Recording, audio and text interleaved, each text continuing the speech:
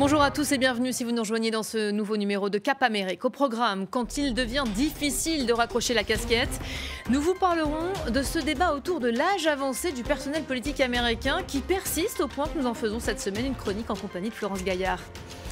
Nous nous demanderons également que sont devenus ces 14 États qui rendaient en janvier dernier l'IVG illégale. Nos correspondants à New York ont enquêté sur ces femmes qui contournent la loi. Reportage à découvrir dans un instant. Et puis une voiture sans chauffeur, ça n'existe pas que dans les films. Et oui, 600 taxis de San Francisco testent déjà l'innovation. Et ça n'est pas toujours une totale réussite, vous verrez. Allez, direction pour commencer l'un des piquets de grève les plus scrutés du moment aux États-Unis. C'est notre image de la semaine. Nous sommes dans le Michigan. Joe Biden s'est rendu au chevet des grévistes du secteur de l'automobile. Le président américain qui était à Détroit pour soutenir les salariés de Ford, General Motors ou encore Stellantis. Pour précéder aussi, surtout Donald Trump, attendu le soir même, chacun veut montrer qu'il est du côté des travailleurs qui réclament 40% d'augmentation de leur salaire. Il règne dans le Michigan comme un air de campagne politique. Deux présidents, vous le voyez, tentés de rempiler donc pour un nouveau mandat à la Maison-Blanche, à l'image de ces politiques qui jouent les prolongations malgré leur âge. Vous voyez un peu notre chiffre de la semaine, 90 ans. C'est l'âge de Dianne Feinstein, sénatrice de Californie, doyenne aussi du Congrès. Outre-Atlantique, le débat autour de l'âge avancé du personnel politique persiste au point qu'on en fait cette semaine une chronique avec vous, Florence Gaillard. Bonjour. Florence, alors il y a évidemment ces chiffres et cette classe américaine qui ne cède pas aux sirènes du jeunisme, bien au contraire donc. Effectivement, on pense toujours Elisabeth aux États-Unis comme un pays jeune, audacieux, dynamique. La moitié de la population a moins de 40 ans, on aime les États-Unis. Mais la classe politique, elle, c'est une caste à part, c'est une société de vieux, pour parler un petit peu vulgairement. Je vous invite à regarder la une du New Yorker de cette semaine avec, je cite, Joe Biden, 82 ans, Donald Trump, 77 ans, le sénateur Mitch McConnell, 81 ans, et donc Dianne Feinstein, dont vous venez de parler, 90 ans. Ça nous rappelle que la prochaine élection présidentielle aux États-Unis risque de se jouer entre deux octogénaires, l'ancien président Donald Trump, donc plus si jeune que ça, contrairement à ce qu'il essaye de nous faire croire, et celui qu'il surnomme affectueusement Sleepy Joe, c'est-à-dire Joe qui dort. On écoute tout de suite Joe Biden au Vietnam. C'était le 10 septembre, c'était il n'y a pas si longtemps que ça. Je ne sais pas pour vous, mais moi je vais aller me coucher. Donc un moment un petit peu gênant pour la Maison-Blanche et pour le côté démocrate, mais du côté républicain, on n'est pas beaucoup plus alerte. Tout récemment, le sénateur Mitch McConnell, qui est le chef de file des républicains donc, au Sénat, a connu l'embarras le 30 août dernier face aux journalistes. En gros, le journaliste lui demandait s'il comptait se représenter aux élections de 2026. Et là, on a un Mitch McConnell complètement quoi. Comme disaient les jeunes, il bug. Le voici, il ne sait pas trop quoi répondre, donc pendant 30 secondes, il ne répond rien. Et à la fin, on a une assistante qui arrive pour le secourir, qui lui demande s'il a bien compris la question. Et puis finalement, on passe à autre chose, mais à un moment un petit peu gênant. Il faut peut-être rappeler, Florence, qu'en 20 ans, la part des élus du Congrès de plus de 70 ans est passée de 8 à 25%. Comment est-ce qu'on explique ça ? Alors, ça s'explique d'abord par le fait que le nombre de mandats au Congrès n'est pas limité. Par exemple, le sénateur républicain Chuck Grassley, 89 ans, a été réélu l'an dernier pour un 8e mandat dans l'Iowa. Donc vous voyez qu'il y a un âge minimum, mais il n'y a pas d'âge maximum. Et ça correspond à l'esprit des pères fondateurs de la démocratie américaine qui considéraient que l'âge et l'expérience étaient d'excellents ingrédients indispensables à la vie politique. Il y a ensuite le redécoupage des circonscriptions qui est bien souvent mené de façon partisane, souvent en faveur des candidats bien implantés localement.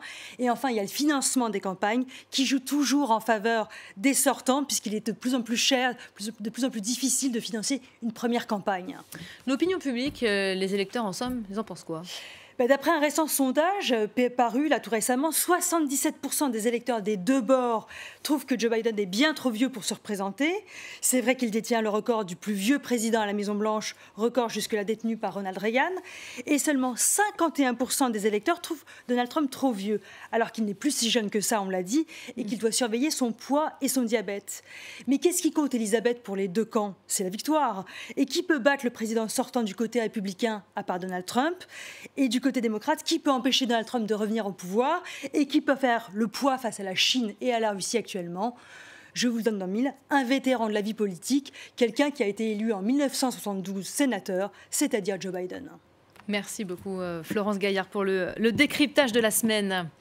La scène politique américaine toujours agitée par de vieux débats, celui du droit à l'avortement notamment. En janvier dernier, l'IVG devenait illégale dans 14 États. 1 an et demi après la décision de la Cour suprême, qu'est-ce qui a changé très concrètement? Comment les femmes font-elles pour continuer à avorter? Des Américaines, vous allez le voir, s'organisent pour leur venir en aide. C'est un reportage de Jessica Lemazurier et Fanny Chauvin. Lorraine Miller a toujours rêvé d'avoir 3 enfants. Après la naissance de son premier fils, cette Texane tombe enceinte de jumeaux. Mais lors d'une échographie, elle découvre qu'un des fœtus n'est pas viable. Il ne survivra pas et il menace la vie de Lorraine et de celle de l'autre bébé. Le couple se retrouve désemparé. Au Texas, l'IVG est interdite sauf en cas de danger de mort, mais malgré cette exception, les médecins refusent souvent de pratiquer un avortement. Les gens avaient peur de prononcer le mot avortement à haute voix. Quand j'ai demandé à une conseillère en génétique ce qu'elle pouvait faire, elle commençait une phrase et puis elle s'arrêtait, elle se retenait. Accompagnée de son mari, Lorraine décide de se rendre dans une clinique dans l'État voisin du Colorado où l'IVG est légal. Finalement, Lorraine parvient à faire une interruption sélective de grossesse. Le second jumeau survit, Henry a aujourd'hui 6 mois. Mais pour Lorraine, le combat ne s'arrête pas là. Avec une trentaine d'autres femmes, elle attaque en justice l'État du Texas pour mise en danger de la vie d'autrui. Dans cette clinique new-yorkaise, on reçoit des appels de tout le pays. L'avortement est ici resté légal. Depuis la décision de la Cour suprême américaine, le nombre de patientes qui habitent en dehors de l'État de New York a triplé. Nous avons mis au point des procédures pour indiquer quelles patientes viennent de loin. Aux États-Unis, un avortement coûte entre 600 et 2600 $, sans compter les frais de voyage. Un réseau d'associations fournit une aide financière aux femmes qui souhaitent avorter en dehors de leur État. Mais pour ce médecin, ce n'est pas suffisant. Je sais que pour chaque patiente que je vois et qui vient d'un autre État, il y en a 2 ou 3 autres qui n'ont pas eu les moyens de se déplacer jusqu'ici pour venir se faire soigner. La plupart de ces femmes sont souvent issues des minorités ou des classes populaires et elles ont peu d'accès aux informations et aux professionnels de santé. Une situation contre laquelle se battent ces militantes. On se met vraiment en danger en participant à ce programme et en disant qu'on est prête à aider les habitants du Missouri pour qu'elles aient accès à l'avortement. Ça nous rend hors la loi. Mais agissons-nous illégalement? Je pense plutôt que nous agissons de manière éthique. Aujourd'hui, cette association milite pour qu'un vote soit organisé dans l'État du Missouri. Un référendum où la population décide si elle veut garder ou non l'interdiction de l'IVG. Dans les très conservateurs États du Kansas et du Kentucky, un vote a déjà été organisé. Les anti-avortements ont essuyé des échecs. Un résultat qui pousse Joe Biden et les démocrates à mettre l'avortement au cœur de la campagne présidentielle de 2024. À quoi ressemblera la voiture du futur? À cette question, beaucoup répondent un engin confortable, bien sûr, mais surtout totalement assisté. Pas de chauffeur, voilà qui simplifierait effectivement la vie de nombre d'automobilistes. Eh bien, en Californie, à San Francisco, 600 taxis testent déjà l'innovation. Alors, faut-il avoir peur de ces voitures robots? Franck Genozo et Thomas Donzel racontent leur expérience. Reportage. Tout commence par une application, tout ce qu'il y a de plus classique sur votre téléphone. La course est commandée, le taxi se présente quelques minutes plus tard. C'est parti, 16 caméras, toutes sortes de capteurs sur le toit et mes initiales qui sont là pour dire que c'est réservé. Je ne sais pas s'il faut dire bonjour, bonjour. Petite musique d'ascenseur, atmosphère très apaisée. Et quand vous êtes prêt, donc, un petit écran qui se situe juste devant vous pour commencer la course. C'est parti. Hello from Waymo. L'expérience débute par les consignes de sécurité. Avec cette course, vous êtes projeté dans le futur, mais ça ne vous exempte pas de boucler votre ceinture. Il est également rappelé de ne toucher ni le volant ni les pédales. La voiture respecte les limitations, mais toujours son clignotant, et peut détecter, comme ici, un passant qui se décide à traverser même tardivement. Mais dans une montée, ça se complique derrière ces vélos. On va voir s'il essaye de les doubler ou pas. Le robotaxi n'interprète pas ce signe de la main du cycliste qui l'invite à passer. Et là, on sent qu'il est un petit peu embêté quand même. Beaucoup d'informations à gérer en même temps. Les voitures qui arrivent en face. Mais il finit tout de même par se décider. Tant pis s'il faut couper la double ligne jaune, soyons honnêtes, nous aurions peut-être fait pareil.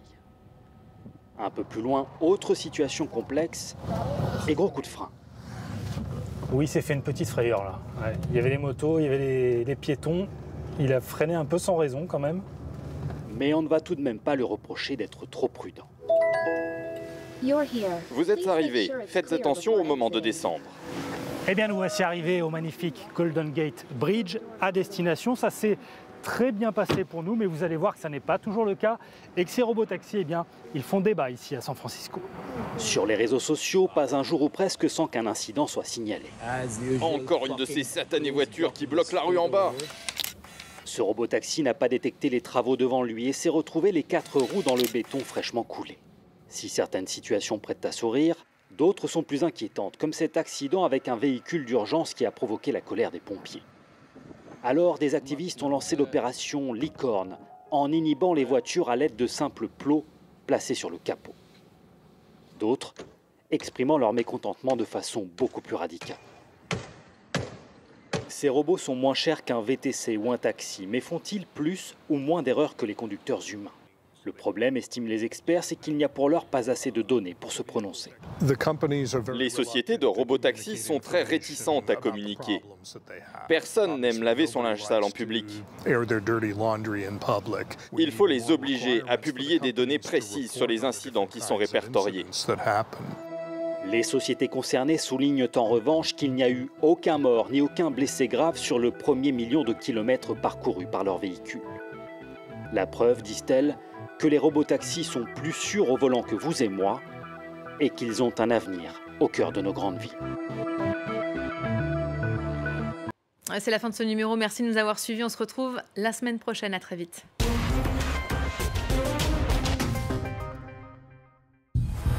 Parce que l'économie, ça n'est pas que des chiffres et des courbes, ce sont aussi des chefs d'entreprise, des salariés, des entrepreneurs, des chercheurs, des décisions qui changent notre vie et impactent la société et la planète. Pour mieux comprendre l'actualité économique mondiale, ne manquez pas la Semaine de l'écho sur France 24 et sur france24.com. La Semaine de l'écho, à voir sur France 24 et sur france24.com.